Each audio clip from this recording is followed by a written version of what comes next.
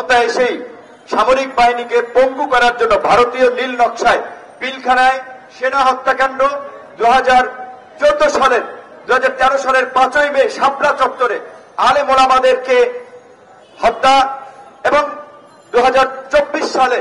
ছাত্র জনতার শান্তিপূর্ণ আন্দোলনে নির্বিচারে গণহত্যা চালিয়ে তারা যে ফ্যাসিবাদকে দীর্ঘস্থায়ী করতে চেয়েছিল, এই গণহত্যার সাথে যারা জড়িত তার মূল পরিকল্পনাকারী, মূল নির্দেশদাতা,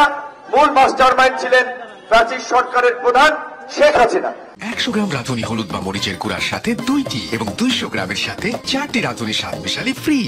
শেখ হাসিনাকে ভারত তাদের দেশে আশ্রয় দিয়েছে। আমরা প্রতিনিয়ত আমাদের কাছ থেকে আমরা আহ্বান জানিয়ে যাচ্ছি, ভারতের প্রতি দাবি জানিয়ে আসছি, অনতিবিলম্বে শেখ হাসিনাকে দেশে ফিরিয়ে দিতে হবে বন্দি বিনিময় চুক্তির মাধ্যমে এবং বাংলাদেশ তথা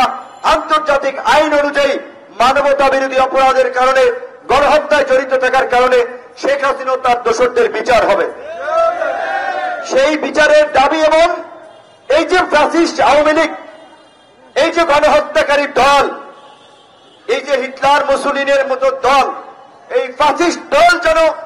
বাংলাদেশে আর যেন রাজনীতি করতে না পারে, আর যেন মানুষের উপরে গণহত্যা চালাতে না পারে, আর যেন লুটপাট করতে না পারে, আর যেন বাংলাদেশকে গুম খুনের নরকে পরিণত করতে না পারে, তাই আওয়ামী লীগকে নিষিদ্ধের দাবি এবং শেখ হাসিনার বিচারের দাবিতে আজকের এই গণ অবস্থান।